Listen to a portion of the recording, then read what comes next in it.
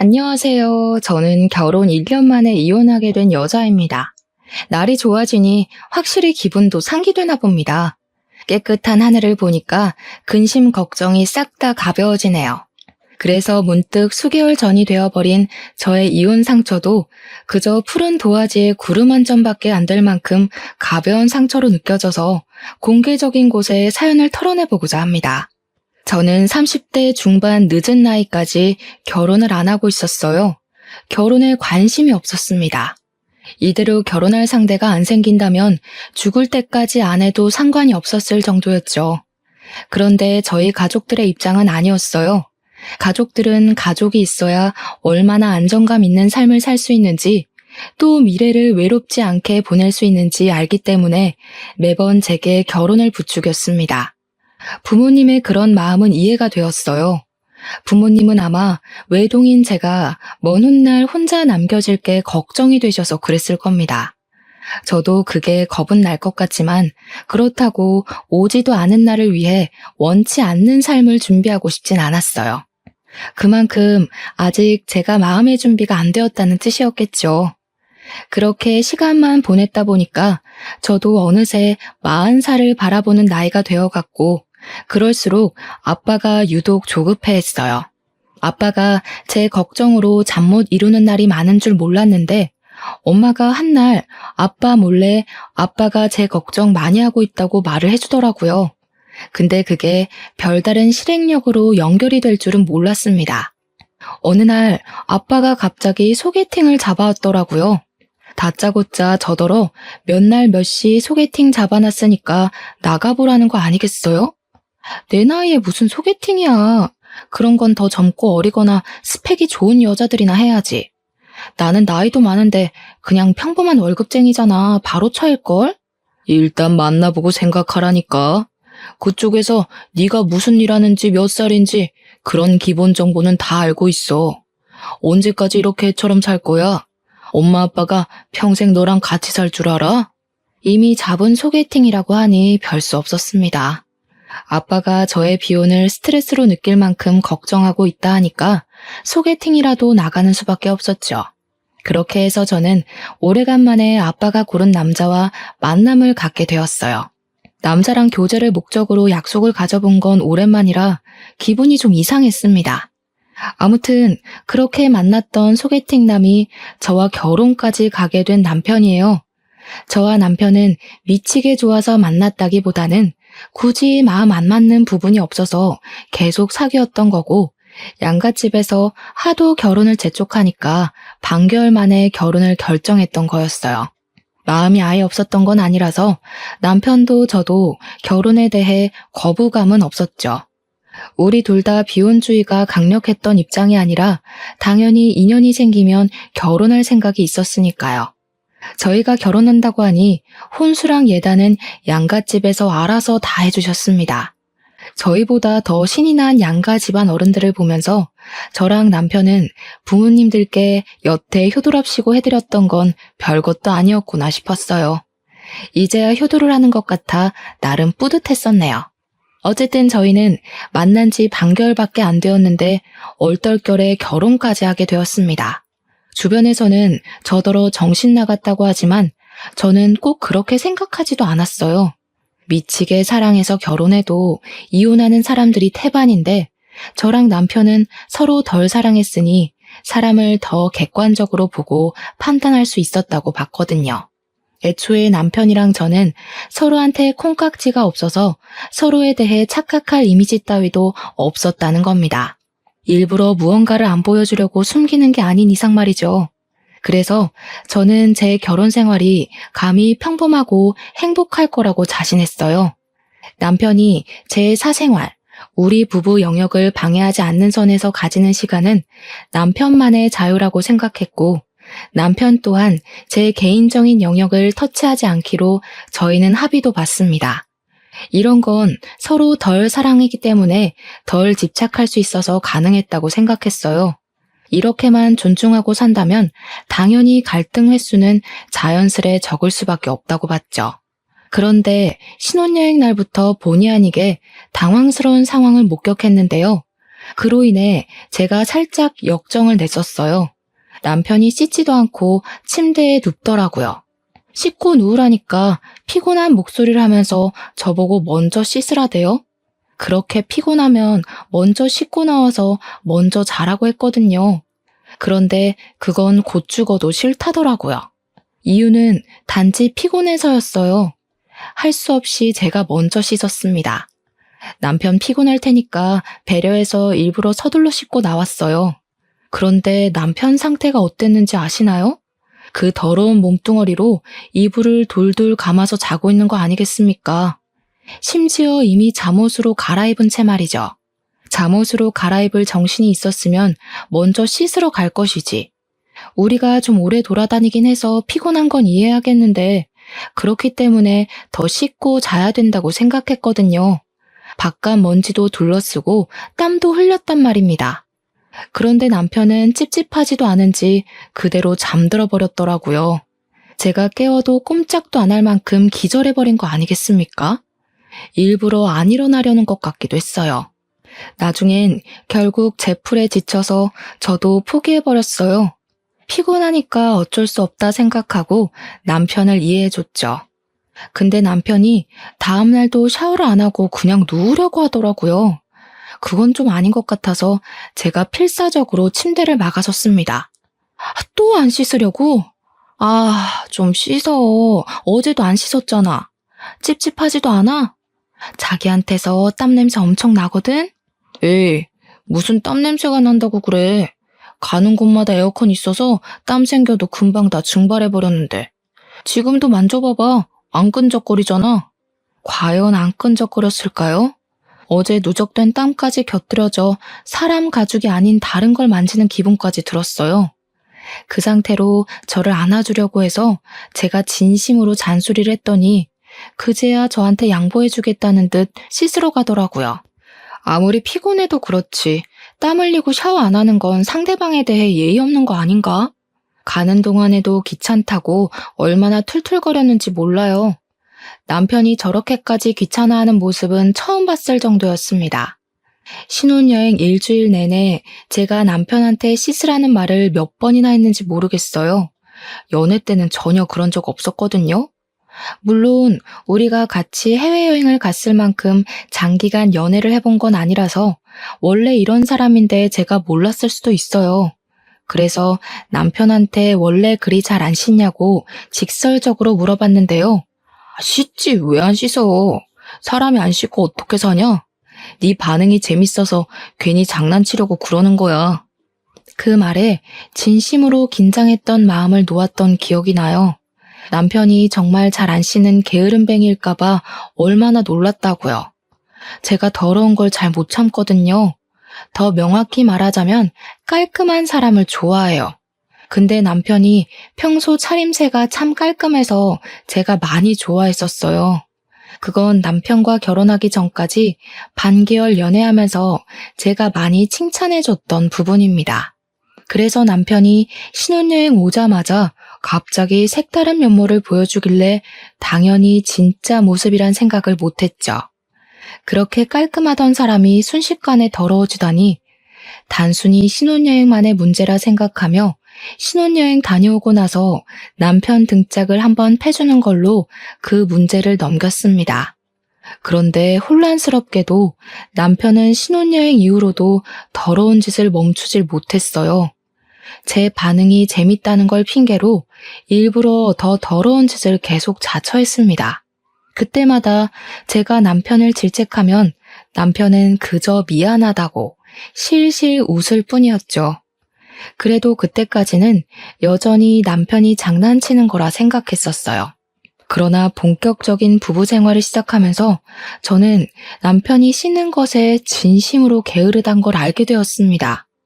제 반응 때문에 장난치는 것이 아니라 제 반응을 핑계대면서 진짜 귀찮아하는 것이란 걸 눈치챘단 거죠. 어느 날 하루였어요. 남편이 자기 전에 화장실을 다녀오는데 회색 바지에 물기를 묻혀온 겁니다. 심지어 손을 바지에 벅벅 닦으면서 들어오더라고요. 잠자리를 준비하던 저는 남편을 보면서 순간적으로 몸을 일으켰어요. 바지 앞에 물 뭐야? 설마 소변 아니지? 설마 다 큰 어른이 그렇게까지 칠칠 맞은 짓을 했을까? 손 씻다가 흘린 거야? 소변 맞는데? 실수로 좀 묻었어. 여자들은 모르는 남자만의 고민이야. 이런 건 예민한 부분이니까 웬만하면 지적하지 말아줘. 남편은 뭐가 그리 재밌는지 키들거리며 침대로 올라오려고 했어요. 저는 진심으로 너무 더러워서 머리털이 솟는 기분이었습니다. 얼른 일어나 남편이 침대에 못 올라오게 막았어요. 아까 손을 바지에 닦는 것 보니까 손도 안 씻은 것 같더라고요. 저는 남편을 방 밖으로 떠밀면서 가서 씻고 오라고, 안 그럼 밖에서 자게 할 거라고 내쫓아 버렸어요. 그랬더니 남편이 피곤했는지 살짝 귀찮아 하더라고요. 약간 짜증나 있는 것 같기도 했습니다. 결혼까지 해놓고 왜 이제 와서 유난이야. 더 이상 서로 잘 보이려고 안 해도 되잖아. 우리 이젠 좀 편하게 살자. 나도 너 약점 다 눈 감아 줄게. 뭘? 이건 약점이 아니라 기본 예의거든? 네가 이렇게 소변 묻히고 다니는 거 언제 나한테 보여준 적 있냐? 보고 싶지도 않은데 지금 본 것도 진짜 너무 충격적이거든? 내가 말 안 했었나? 나 손 안 씻고 네 손 잡은 적은 많은데 어쩐지 좋다고 잘만 잡길래 그런 거 거부감 없는 줄 알았네. 그 말에 제가 대꾸도 못하고 충격받고 있으니까 남편이 저를 보곤 웃음을 빵 터트리더라고요. 그러면서 저보고 자기가 손 씻었는지 안 씻었는지 모르지 않았냐면서 아주 적반하장으로 나오는 겁니다. 진심으로 기분 상한 내 표정은 보이지도 않는지 남편은 손을 씻고 방에 들어가 누울 때까지도 낄낄거렸어요. 일단 이미 지나버린 일이니까 앞으로 주의시키는 게 더 중요하다고 생각해서 저는 남편에게 확실히 제 의사를 말했어요. 그리고 저는 이날의 악몽이 겨우 불길함의 시작이었다는 게 아직도 충격입니다. 쎄한 기분에 시동이 걸리더니 시간이 갈수록 남편은 잘 안 씻는 걸로 모자라 그냥 위생 상태가 개쓰레기급이라는 걸 스스로 증명해 나갔어요. 제가 결혼한 사람이 맞나 싶을 정도로 낯설었습니다. 어째 같이 살면 살수록 모르는 이 같아지는 건지 참 알 수 없는 일이었죠. 남편은 대변도 깔끔하게 못 닦아서 이상한 냄새를 달고 다녔고 희한할 정도로 옷을 잘 안 갈아입었습니다. 그리고 신혼여행 때처럼 땀을 흘리더라도 식어버리면 샤워를 안 하는 거는 물론 하다못해 발조차도 안 씻었어요. 그래서 남편이 지나다니는 곳마다 발냄새가 온 바닥에 찍혀서 향이 진동을 합니다. 제가 씻으라고 잔소리를 해도 그때뿐이었어요. 남편이 알겠다고 해놓고 저 안 보는 사이 자버리거나 씻었다고 거짓말을 치면서 냄새를 맡아보라 장난을 칩니다. 장난도 한두 번이지 사람 예민한 문제를 갖고 계속 건들면 화가 나기만 하잖아요. 언제는 시모가 우리 집을 방문했었는데요. 그날 남편도 있었어요. 마침 남편이 발톱 갖고는 손이랑 발을 안 씻고 자꾸 다른 물건을 만지더라고요. 그래서 잘 됐다 싶어 제가 약간 장난식으로 시모한테 남편 발 좀 씻으라고 말해달라 했거든요. 사람 사는 게 다 저렇지 뭘 그러니. 난 물건 만지는 것도 아니고 가족 건데 너 벌써 남편 머리 위에 서려고 기강 잡는 거냐? 아무리 가족이라도 남편은 발에 무좀도 있어서 냄새가 더 심하단 말이에요. 근데 그걸 씻지도 않고 그 손으로 이것저것 만진다고 생각해보세요. 다들 가족이란 이유만으로 이거 다 포용해 주나요? 저는 이때 시모가 남편을 너무 감싸고 돌길래 굉장히 뻘쭘해서 입을 다물어 버렸지만 시간이 좀 지나서 생각해보니 아무래도 시모 마인드가 이해하기 어려웠어요. 아들이면 악취고 뭐고 다 예뻐 보이는 건가? 대체 자식의 사랑은 어디까지 뻗칠 수 있는 건가? 그런 생각을 했었습니다. 남편의 문제는 늘 심각하다 느끼고 있었지만 제가 언제 가장 심각함을 느꼈냐면요. 아무래도 신혼집이니까 저희가 집들이를 해야 했거든요. 각자 친구들을 초대했는데 남편 친구들은 잘 왔다가 갔어요. 그런데 제 친구들이 기분 좋게 집을 찾아온 날 사달이 나고 말았습니다. 다들 저희 집을 들어오자마자 갑자기 표정이 이상해지더라고요. 그러면서 신발장 앞에서 주춤거리는 겁니다. 이런 말하기 미안한데 왜 집에서 외국인 암내가 나니? 나 이런 냄새 중국에서 교환학생 다닐 때 지하철에서 맡아본 것 같은데? 야, 여기서 어떻게 살고 있어? 진심으로 토할 것 같아. 그냥 나가서 집들이 하면 안 되겠니? 친구들 반응 때문에 제가 얼마나 당황했는지 모릅니다. 친구들은 집안에서 진동하는 액취증 냄새 때문에 마치 남의 겨드랑이에 파묻혀 있는 것 같다면서 급기야 한 친구는 숨쉬기 어렵다고 못 참고 나가버렸어요. 결국 환기 다 될 때까지 우리 집에 아무도 못 들어가겠다는 사태가 벌어지고 말았습니다. 저보고 괜찮냐고 묻는 친구들에게 저는 견딜만 하다고 어색하게 웃어 보일 수밖에 없었어요. 사실 저는 악취가 나는지도 잘 모르고 있었습니다. 일단은 냄새가 심하다고 하니 창문을 열고 급히 환기를 시켰어요. 그동안에 2시간가량은 친구들을 데리고 밖에서 놀아야 했죠. 제가 그때 얼마나 쪽팔렸는지 몰라요. 창문 열고 바람 냄새 맡다가 거실 안으로 들어가니까 묘하게 액취증 냄새가 나긴 나더라고요. 근데 사실 긴가민가 했었어요.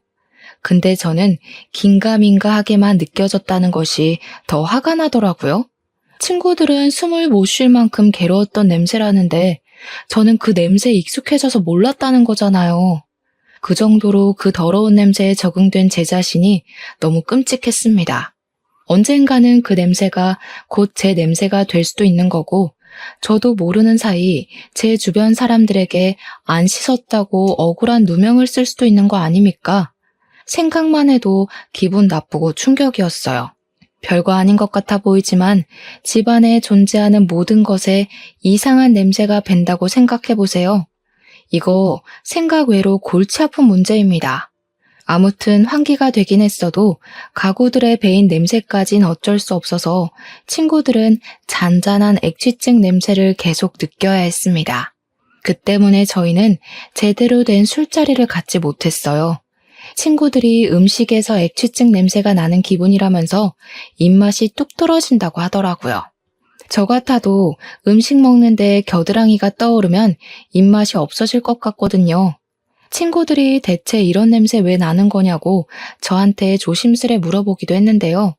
그때 저는 순간 제 남편을 언급하는 게 창피해서 사실을 숨기고 말았어요. 잘 모르겠다고 그리만 둘러댔죠. 그러니 친구들은 장난친다고 혹시 외국인 우렁각시 사는 거 아니냐, 외국인 하숙생 있는 거 아니냐, 남편이 외국인 아니냐, 온갖 외국인 얘기를 다 갖다 붙였습니다. 저도 부산에 놀러가서 해운대의 한 실내 공간에서 외국인 특유의 겨드랑이 체향을 맡아본 적이 있거든요. 그들이 있던 공간에만 들어가도 그 냄새가 가득하더라고요. 친구들이 대충 무슨 기분을 느끼고 있는지 알 것 같았어요. 그래서 우리 집에 오래 있다가 가라는 말도 할 수가 없었습니다. 저는 결국 악취 때문에 집들이를 망치게 되는 사태까지 벌어졌어요. 그렇게 씻어달라 부탁했던 남편은 친구들이 집들이 온다고 했던 그날도 씻지 않았습니다. 퇴근하고 집에 들어오자마자 남편은 친구들한테 인사만 하고서 바로 안방에 들어갔어요. 아마 또 씻지 않은 몸으로 침대에 올라가 누웠겠죠. 상상만 해도 이미 저의 한계치가 턱 끝까지 차올랐습니다. 그 시점 안방에 있던 남편이 코미디 프로그램을 보면서 웃는 목소리가 들리더라고요. 더는 못 참겠던 저는 한 소리 하기 위해서 안방으로 향했어요. 문을 열었더니 남편이 무좀 걸린 발을 긁으며 그 손으로 리모컨 만지는 걸 목격했습니다. 저를 본 남편은 친구들 잘 보내줬냐고 속 편한 소리만 해댔어요. 저는 이대로는 더 이상 변화가 없을 것 같아서 결국 남편한테 최후의 선언을 하였어요. 아무래도 당신 좀 심한 것 같다. 이렇게 살다간 나까지 후각이 고장날 것 같아. 당신 병원에 날 잡아서 액취증 수술하러 가자. 뭐? 뭔 수술? 내가 수술을 왜 해? 나 얼마나 건강한데. 그리고 쓸데없이 겨드랑이 뭐하러 수술하냐? 돈이 남아 돌아? 사람 죽는 것보단 돈이 빠듯한 게 나아.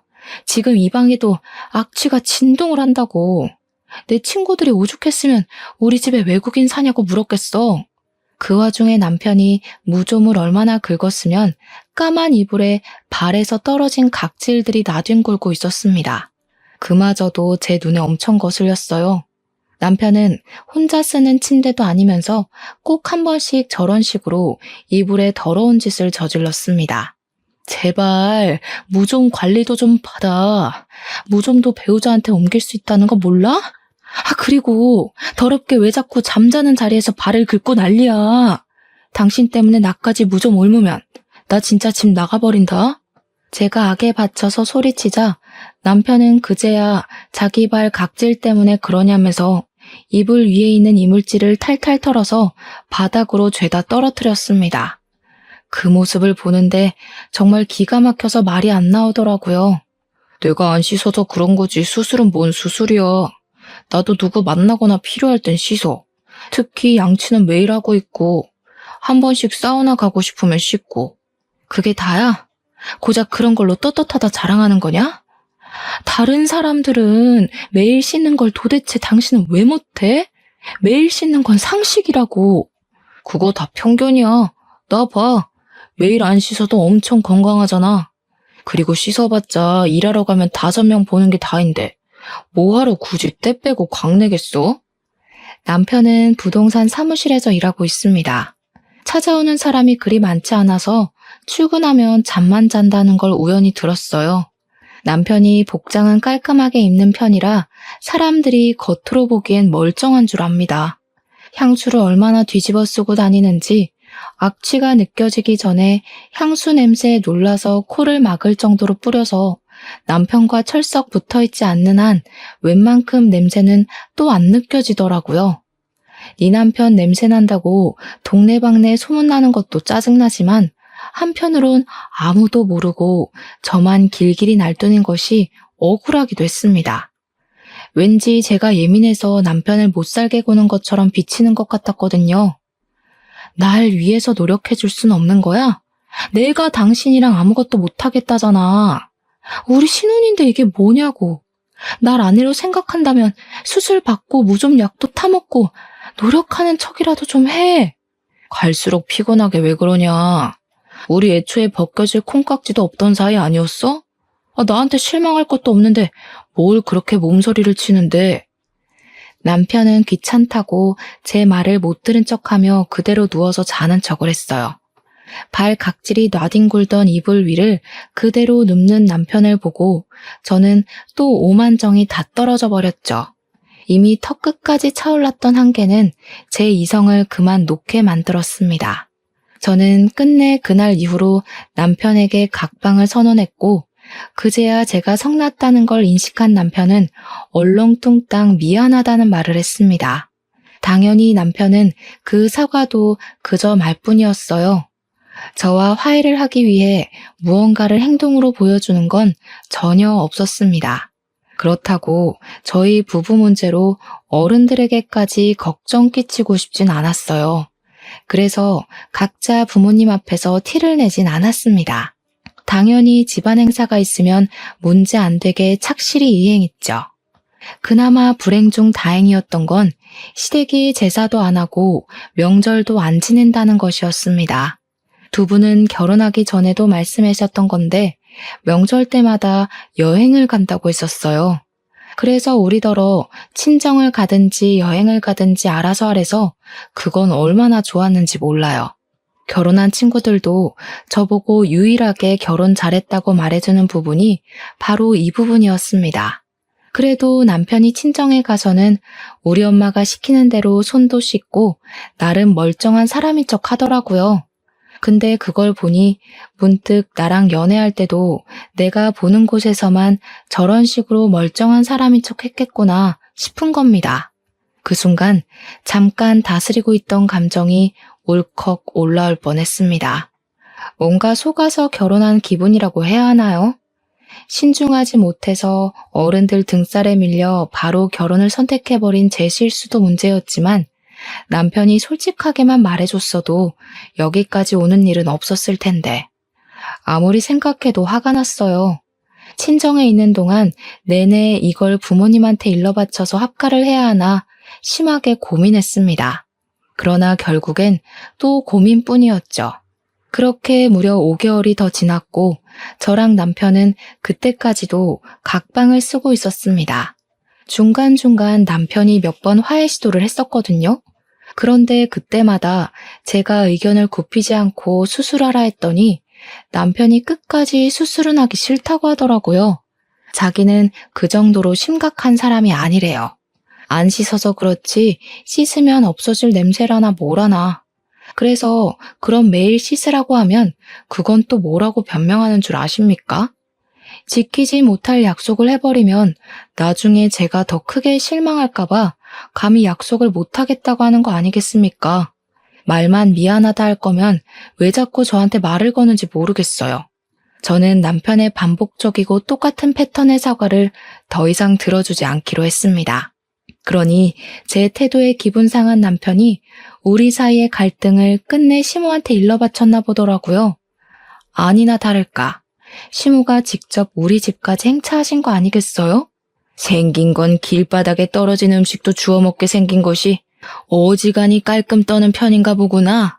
우리 아들이 뭐가 더럽다고 수술까지 하라 그랬니? 어머님 들으셨어요? 어디서 어디까지 들으셨는지 모르겠는데 일단 남편이 위생 개념이 너무 없는 것 같더라고요. 그중에서 겨드랑이 냄새는 원래 그런 건지 갈수록 더 심해지는 것 같길래 수술 좀 권유해 본 거예요. 사람이 사람 냄새 달고 다니는 게 병자 취급당해야 될 정도인 줄은 몰랐네. 너는 냄새 안 날 줄 아니? 에휴, 남편이 바깥 일하고 오면 고생했다고 밥상이나 맛있게 차려줄 것이지. 어디 냄새 난다고 구박을 해. 그게 고생의 흔적이라는 거 몰라? 어머님, 요즘 부동산에 사람 없어서 직원 급여 주기도 빠듯한 거 말 못 들으셨어요? 남편 출근하면 잠만 퍼질러 자고 온대요. 그리고 바깥일은 저도 한다고요. 적어도 같이 사는 사람에 대한 예의는 지켜야 저도 남편을 존중해줄 마음이 생기죠. 이대로면 저희 아이도 못 가진다고요. 내가 살다 냄새나서 애 못 가질 수도 있다는 얘기는 처음 들어본다. 괜히 네 몸 어디 문제 있는 걸 내 아들 핑계대면서 슬금슬금 밑밥 가는 거 아니니? 대화의 전개가 왜 이렇게 연결됐는지 잘 모르겠지만 시모는 뜬금없이 제 불임을 의심했습니다. 어떻게 결혼한 지 1년이 다 되었는데 아이 소식이 없냐고 저를 타박하기 시작했죠. 그런 시모를 보니까 뭐든 그냥 제 문제로 만들려고 하는 못된 신부가 보였어요. 그래서 솔직하게 말씀드렸어요. 자기 아들 문제는 자꾸 회피하시는 것 같길래 그 이유를 언급하면서요. 남편이 더러워서 각방 쓴 지 오래됐어요. 남편 옆에만 누우면 저절로 구역질이 나오려고 해서 도저히 한 입을 못 덮겠더라고요. 그런 사람이랑 아이를 어떻게 만들어요? 아기 씨가 이미 남편 몸 안에서 다 죽었겠어요. 또 몸은 얼마나 긁어대는지. 저희 방 이불 까만색인데 하얀 가루가 드글드글해요. 지금 보러 가실래요? 제가 시모를 앞장서 안방으로 가려고 하니까 시모가 짜증이 났는지 표정 썩히면서 저더러 건방이 하늘을 찌른다며 다짜고짜 뺨을 때렸습니다. 손찌검을 당할 줄은 몰랐기에 저 그때 상당히 당황했었어요. 대체 제가 왜 이런 문제로 맞기까지 해야 되는 건지 나중에는 억울함이 밀려오기도 했습니다. 그럼 내 아들이 여태 외롭게 지냈다는 거냐? 어디서 이런 불려우 같은 게 들러붙어선 감히 내 아들을 외롭게 만들어? 그렇게 내 아들이 냄새나고 더러우면 아예 집을 나가버리지 뭐하러 각방만 쓰고 앉았니? 말씀 잘하셨네요. 안 그래도 남편이 너무 고집 부려서 이젠 그만 포기하려고요. 도저히 어머님 아들이랑 한 지붕 아래 사는 거 구역질나서 안 되겠어요. 여기 더 있다간 없던 병까지 걸릴 지경이라니까요. 저는 시모를 내버려 두고서 시모 보란 듯이 바로 가방을 챙기러 자리를 떴습니다. 간단히 짐만 챙겨서 나왔어요. 시모는 기가 차서 저를 지켜보고만 있더라고요.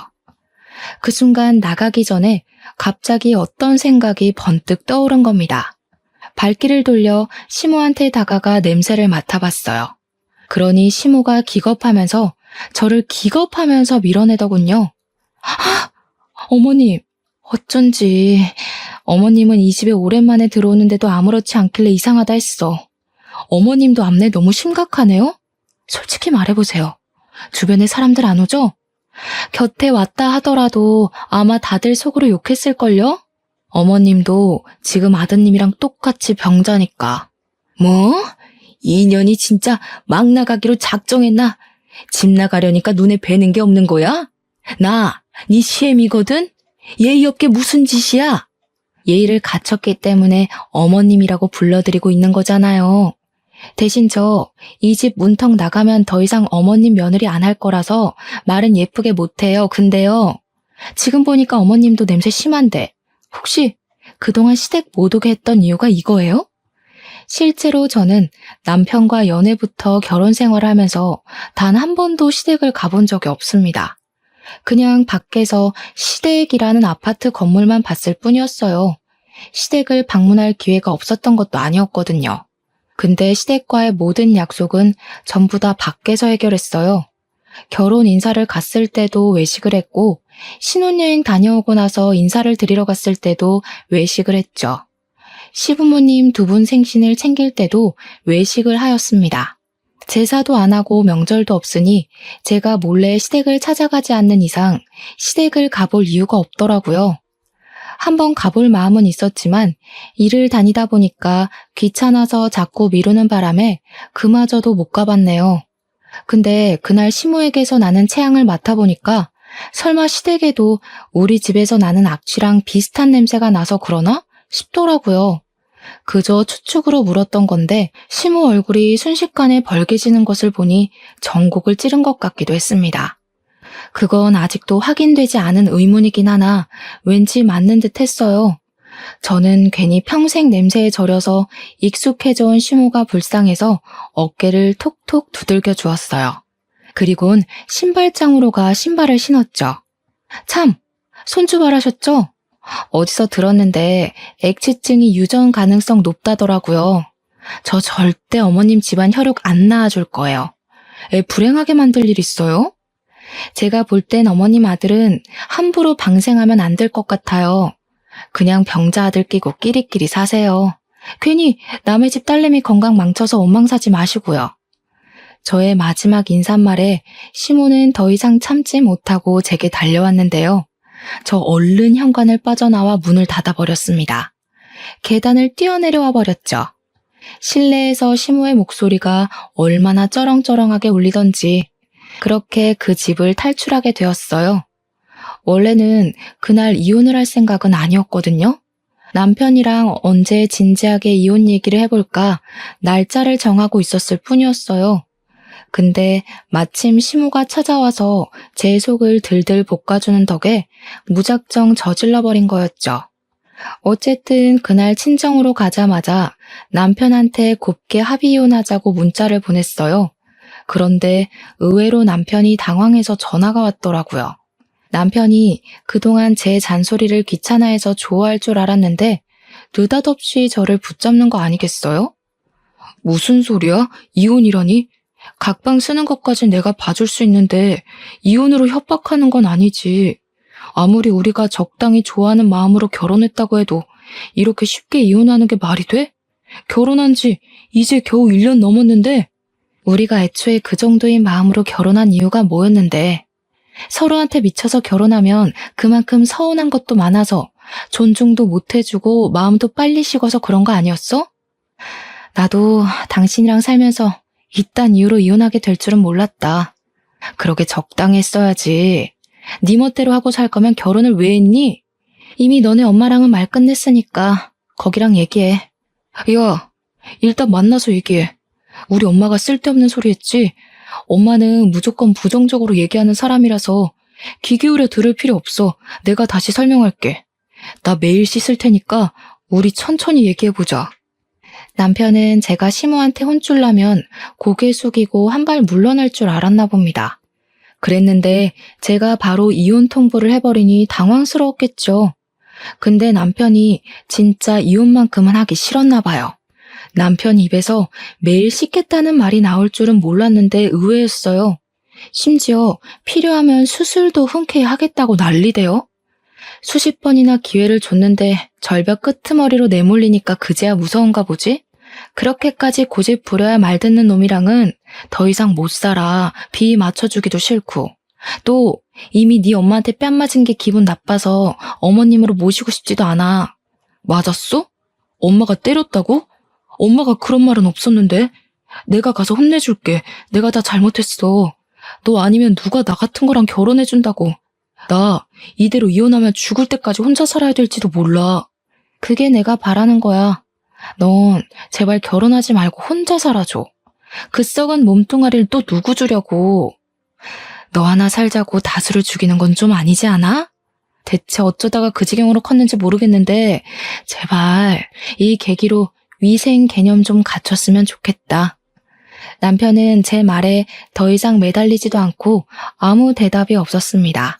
답이 없길래 저도 그냥 합의서 도장 찍을 일 생기면 연락하라고 말한 뒤 끊어버렸어요. 그 뒤로 한 일주일은 지났을 겁니다. 남편은 이혼 안 해주고 그 정도만 버티다가 결국 자기도 어쩔 도리가 없었는지 도장을 찍었어요. 어떻게 보면 더러운 부분 말고는 잘 맞았으니까 결혼까지 간 게 아닌가 싶은데 한편으로는 더러운 것이 드러나자마자 좋았던 장점이 다 가려질 만큼 단점이 컸다는 거잖아요. 그렇기에 아쉬운 이유는 아니었습니다. 다만 사람 대 사람으로서 그런 식으로밖에 못 살고 있는 남편의 인생이 안타깝긴 하네요. 자기가 이혼당한 이유를 부디 수치스러워해서 앞으로는 관리 좀 하길 바랄 뿐입니다. 속은 시원했지만 저도 이혼을 했다는 것 자체는 참 상처고 속상한 일이었습니다. 한동안 직장 일도 손에 안 잡혔을 만큼 정신이 딴 곳에 팔려있기도 했어요. 그런데 저의 이혼에 대해서 저보다 더 가슴 아파하는 사람이 한 분 있었는데요. 바로 우리 아빠였어요. 제가 이혼을 해서 가슴 아파했다기보단 자기가 소개해준 사람이 그 모양 그 꼴이었다는 것에 죄책감을 느끼시는 것 같았습니다. 제가 괜찮다고 말씀드렸고 어른들의 부추김이 있었지만 결혼을 결정한 건 나와 남편이었다고 달래주었죠. 그런데도 아빠는 아무래도 제게 많이 미안했나 봅니다. 결혼한다고 다 안정적으로 살 수 있는 것은 아니라는 걸 제 결혼 생활을 지켜보면서 느끼셨던 것 같았어요. 엄마도 옆에서 아빠를 걱정했을 만큼 아빠가 제 이혼을 신경 쓰고 계셨다는데 저는 여린 아빠의 마음을 어떻게 풀어드려야 되나 어느덧 그 고민에 빠지게 됐어요. 그 바람에 잠시 이혼에 대한 제 감정은 잊게 되었는데요. 그 무렵쯤이었습니다.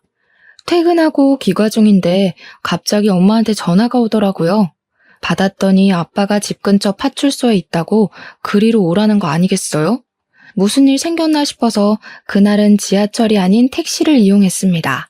파출소 앞에 내려서 바로 안으로 들어갔죠. 그런데 그곳에서 아빠보다 먼저 눈에 들어온 사람들이 있었어요. 바로 전 남편과 전 시모였는데요. 그 사람들을 다시 본 것만으로도 당황스러운데 그것보다 더 당황스러웠던 건 따로 있었습니다. 전 남편 얼굴이 엉망이었다는 거예요.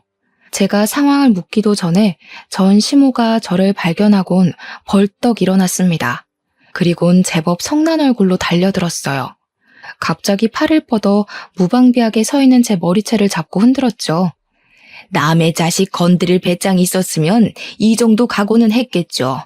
내 자식 저 꼴 됐는데 가만히 있을 부모가 어디 있겠어요? 나도 내 자식 당한 것만큼 당신들 자식 똑같이 만들어버릴 거야. 오자마자 머리채를 잡히는 바람에 정신없이 당하기만 했는데 그때 아무래도 장소가 장소인지라 사람들이 우르르 달려들었습니다. 저랑 전 시모 사이를 당장 갈라놓았고 저는 그곳에서 아빠의 생경한 모습을 목격하게 되었어요. 아빠가 경찰들이 붙잡고 있는 전 시모 얼굴이 손바닥을 휘날려 버리더라고요. 그걸 보니까 굳이 설명을 듣지 않아도 누가 전 남편 얼굴에 상처를 만들어놨는지 알 것 같았습니다. 뭘 잘했다고 말하는 꼬락서니까지 뻔뻔해서 내 딸을 모욕해? 이혼하면 다인 줄 알아? 애초에 바람 피워서 내 딸 인생 망쳐놓은 당신 아들이 맞을 짓 한 거 맞잖아. 내 딸이 무슨 죄야? 그 소리를 듣는데 머리를 한 대 맞은 기분이었습니다. 이게 무슨 소리지? 싶었어요. 저도 모르게 전 남편에게로 시선이 갔는데 전 남편이 저를 못 쳐다보더라고요. 곁에 있는 엄마가 설명해 주길 알고 보니 전 남편이 저 몰래 바람을 피우고 있었다 했습니다. 그것도 저와 이혼하기 전에 말이죠. 아빠가 그날 제게 전 남편 같은 사람을 소개해 준 게 미안해서 주선자와 만나 술 한잔을 했답니다. 주선자도 전 남편이 그런 사람이었다는 걸 아빠한테 들어서 알게 되었다고 해요. 두 사람은 본의 아니게 동병상련의 마음으로 서로를 위로하며 어쩔 수 없었다는 듯 그렇게 술로 마음을 달랬다고 했습니다. 그리고 자리를 마무리해 그 주선자를 먼저 택시에 태워보낸 아빠는 다음 택시를 잡으려고 했대요. 그때 우연히 전 남편을 보았다는 겁니다. 술이 몇 잔 들어간 아빠는 전 남편과 얘기를 하고 싶어서 전 남편을 불렀으나 전 남편은 누구를 만나러 가는 건지 걸음이 바빠 보였다네요. 근데 아빠가 그걸 계속 쫓아갔대요. 그리고 거기서 전 남편의 연인을 목격했답니다. 그걸 보면서 아빠는 좀 서운하긴 했지만 이미 이혼을 한 마당이니까 떠나버린 사이의 연애를 응원할 수밖에 없었다고 해요. 그렇게 걸음을 돌리려는 순간 전 남편이 하는 말 때문에 아빠가 그곳에서 전 남편을 향해 폭력을 휘두른 것 같았어요. 전 남편이 자신의 연인을 향해서 나한테 뭐라도 빼먹고 이혼하려 했는데 그러지 못해 시간만 허비하다 헤어졌다고, 이렇게 빨리 이혼할 줄 알았으면 차라리 합가해서 자기 엄마 집안일 쉬게 하고 나를 가사노동 시킬 걸 그랬다며 키들거렸다는 겁니다. 그 얘기를 듣는데 전 남편의 더러운 습관을 조금이나마 안쓰러워했던 제 자신이 후회스럽더라고요. 저는 바로 전 남편한테 가서 풀스윙으로 가방을 휘둘렀어요. 귀싸대기를 제대로 맞은 전 남편은 그대로 의자에서 나가 떨어졌습니다. 나도 너처럼 더러운 새끼랑 사느라 손해만 봤는데 돈도 못 받고 이혼해서 억울하더라. 야, 고맙다. 가는 길 아쉽질 말라고 이렇게 위자료까지 챙겨주려고 하네. 덕분에 소송할 게 아주 쏠쏠해졌어. 그날로 저는 상간녀 소송을 준비하게 되었습니다.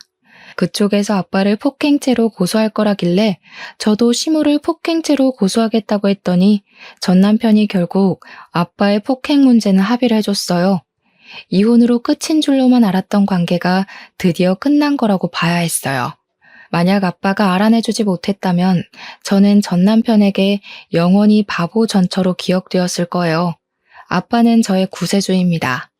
제가 지금도 그렇게 말해주고 있어요. 더러운 전쟁 같았던 제 사연 읽으면서 눈살 찌푸리진 않으셨는지요?